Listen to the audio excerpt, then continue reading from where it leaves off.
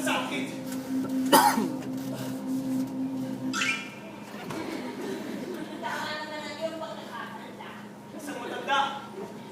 Isang matanda mukhang pamilya. Patawad, pero kayo na po ba ang Diyos?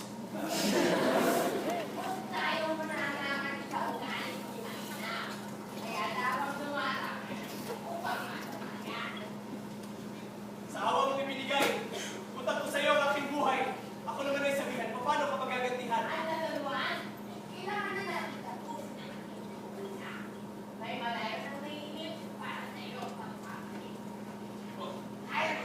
Salamat po. Salamat.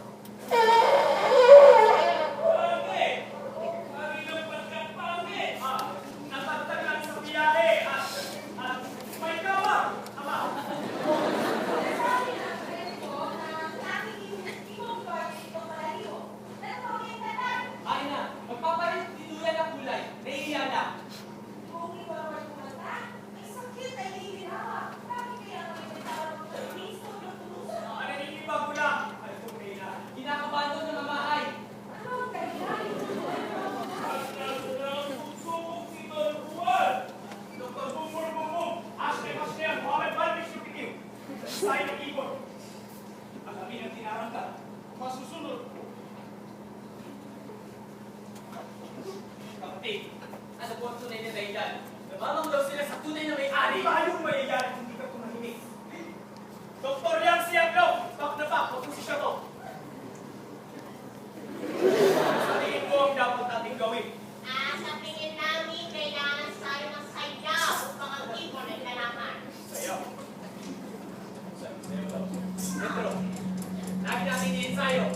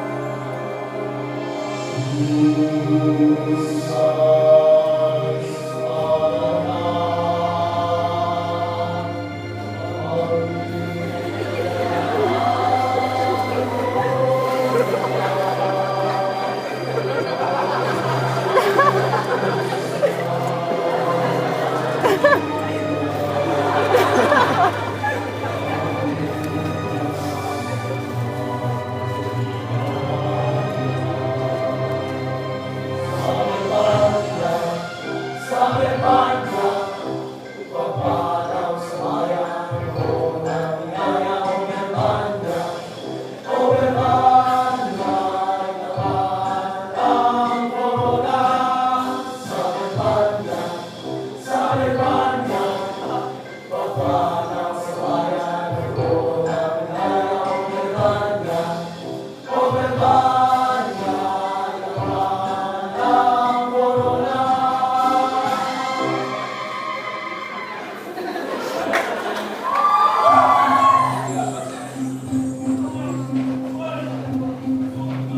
Medyo matagal na.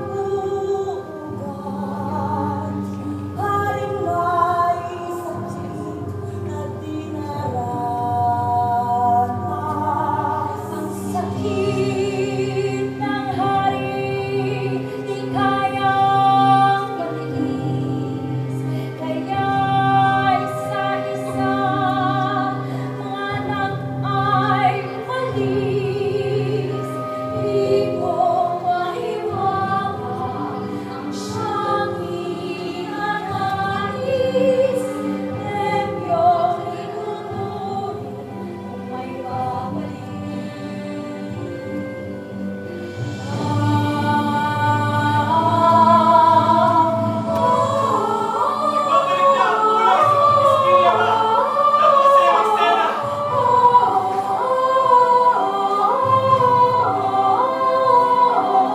Premyong sereno'y iba't iba ang bigat sa kaanag lunas sa mga tamahamak. Pero sa tambayan ang bigat, di man malinaw ang prinsipe ay nangahas. At sa kanilang iba't ibang paglipat, may namayaman, mayroon din lumang sa palad ng tatlo at pagsama-bagsak, ipangalamas na matagaling dakilang. Adriana, bumabalik na ang aking lakas. Muling ibig sa pag-ibig ang yatina, mga kapatid ang ikawa ay sakit sa punsong masakit. Sinungalingan! Pero, sabihin mo totoo, pamilyaman ko, naiibig ako. Hindi ko alam. Ngayong nagbalik na araw ng Verbania, isang kabanatay matutulungan na at ang tunay na kwento'y mag-uumpisa. Sakit ng monarka, sakit pang talata, naputol ng awit ay ang ibang sintas. Ang talis ang hamon ngayon.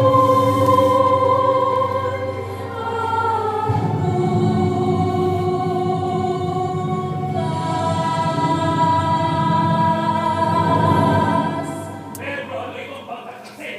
Ama, ang ibong kong yan ay puro ng kasinungalingan. Ibong nagbigay sa akin ang buhay! Ano po?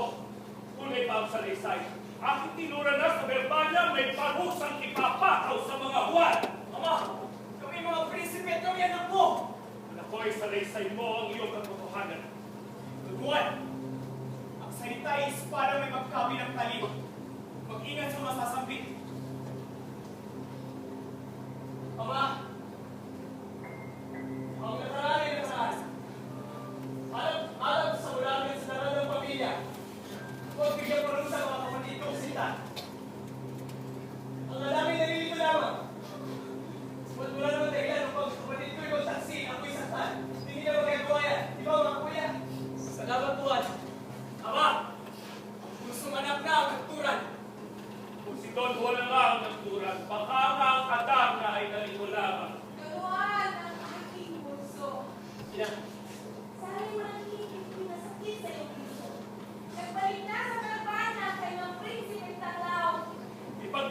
ng panibagong buhay. Ang hari ay nagbalik na sa dating lakas niya. Mga anak, ngayon ay kumpleto na ang pamilya, ang korona, at ang ibong kalan. Isang panibagong araw. Don Juan, para sa Verbania!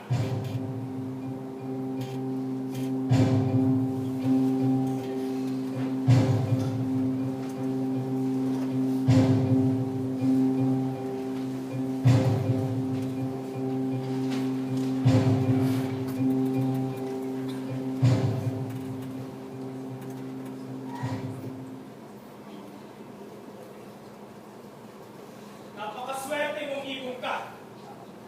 Hindi mo na kami ipahamak ng ipangil ng tagapagbantay.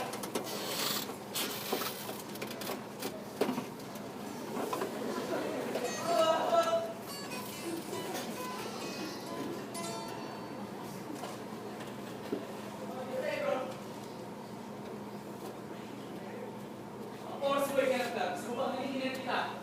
Diego, may bago akong planong naisip. O Pedro, kulang ka ng safety. Hindi pa dapat ang pagpaplan ni Pedro na lamang. Sasamahan mo ako. Isipin mo si Juan. Kung natitito siya ay aking kiwan, huwag mo siya kalihan. Kapatid, bakit ko gigising si Juan hindi pa niya oras para magbantay?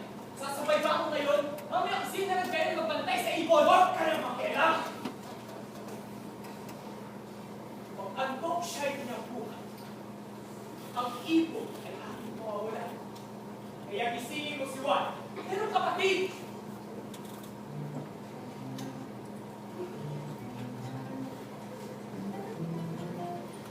Juan!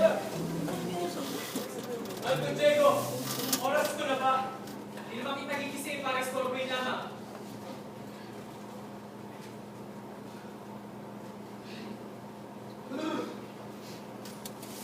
Juan!